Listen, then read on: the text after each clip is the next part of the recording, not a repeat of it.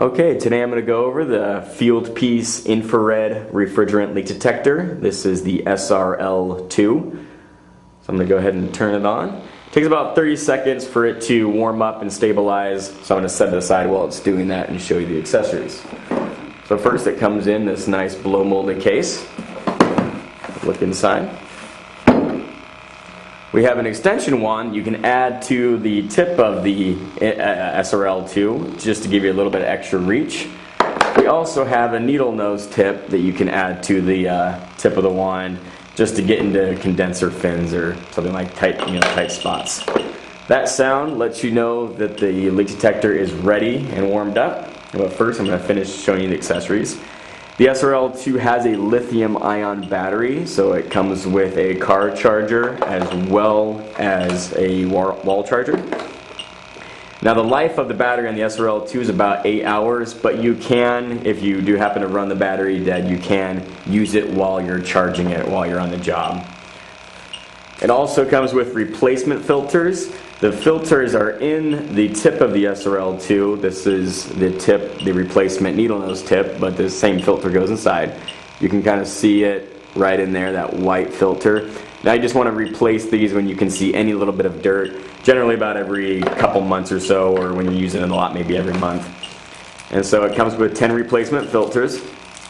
And also it comes with a few spare O-rings. The O-ring is right on this tip right here, so if it dries out you can replace it with the O-rings that comes with it. And that's the only maintenance you need to do on the SRL2. The sensor life is about 10 years, so it's going to last you a long time as long as you keep it maintained.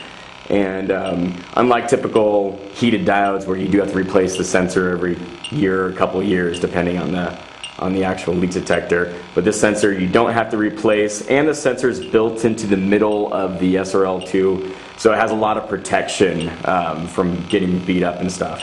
Heated diodes generally either have it right here or have it in the tip, which just leave it more susceptible to getting banged and ruined. Alright, let's go over the features on the display. So first looking at the LEDs, we first have what sensitivity level you're on. Now we have high, medium, and low right here. There's also a turbo mode, which I will talk about in just a second. Now the bar graph, this shows you how big of a leak you have. Just the bigger the leak, the higher you'll go on the bar graph. Then we have the peak button. If you press peak, that light will turn on. Now this will hold the highest level that you sense while still being able to sense leaks. So if you got it all the way up, it'll hold this LED showing you that you got it. Then this is the highest level you sensed, and then it'll still allow you to sense leaks while it holds that. And turn that off. Then we have the mute button. Go ahead and mute that for now. And the bar graph will still light up so you can see it while it's muted. It doesn't just if you're in places where you don't want the occupants to be disturbed by the buzzing of the SRL2. And the on-off button. Alright, that's the display. So what we're going to do now is actually sense some leaks. I'm going to go ahead and unmute it. Now the first leak we're going to sense is our big leak. Big leak because it's only 0.31 ounces per year leak rate, so it's still a very smaller refrigerant leaking out of this bottle. And this is R134A right now. So let's go ahead and show you how it works. Now the SRL2, what it first stabilizes to is the level of refrigerant inside this room, or inside the environment that it's in. Now if we were in a contaminated area, it would stabilize to that level of refrigerant. Now because it's always looking for the highest level of refrigerant, you do have to keep it moving when you're sensing leaks. So the leak standard right here that I have, you're going to see that it has a hole and it's just replicating a 0.31 ounces per year outside of that hole. And so let's show you how it works in action. So what you want to do is just slowly move it across the leak and sweep it by, and you'll see that it goes off. Now as it goes off, you want to pass it and keep moving and then sweep back. And it will go off again as you keep on passing the leak. And so this is what we call the sweeping method.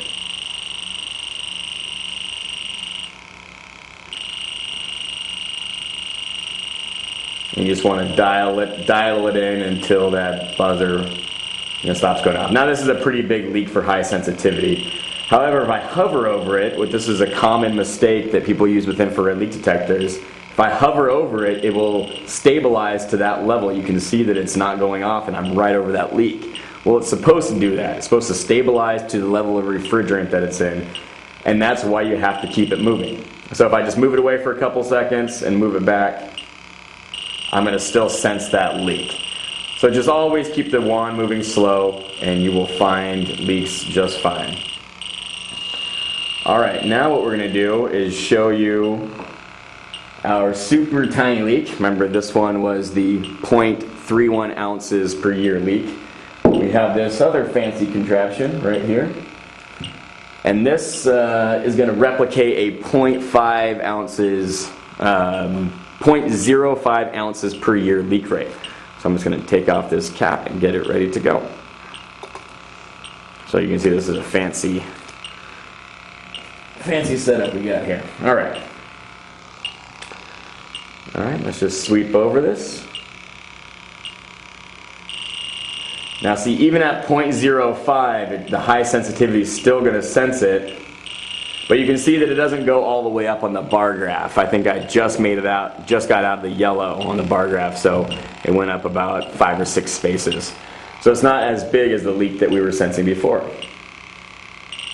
Now just to show you how turbo mode works on really tiny leaks, the sound's a little bit different, so I'm going to put it in turbo mode. I'm just going to press it 4 times. 1, 2, 3, 4. Oops, got to press it kind of fast, so 1, 2, 3, 4. And you'll see that the first LED will start fluttering when it's in turbo mode. Now the sound's also going to be a little bit different, so let's go ahead and test this leak again.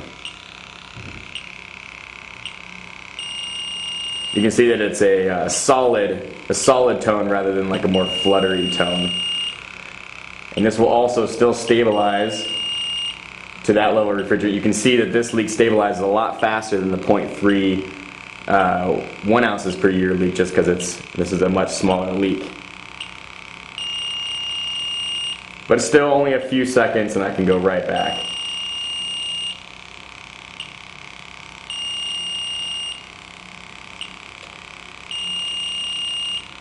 Alright, those are the 2 leak standards that we have, the 0.05 ounces per year leak rate and the 0.31 ounces per year leak rate.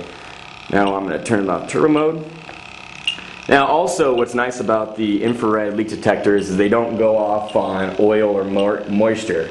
So I have a little bit of oil, refrigerant oil right here. I'm just going to refresh it with this bottle of oil. Just so make sure that we have brand new fumes to try to detect. Now a lot of heated diodes will go off on refrigerant oil, and first I'm going to put it into high sensitivity just to give it the worst case scenario, and put it right down at the level. Now obviously I'm not going to stick it in, but it's not going off on any of those fumes. I can actually smell them. Now let's put it into turbo mode. Oh, didn't get there. Oh, it got there. Okay. Put it into turbo mode. You can see that the light is fluttering, and it's still not going to go off on that refrigerant oil. It will go off on refrigerant, just not refrigerant oil. So there is the SRL2.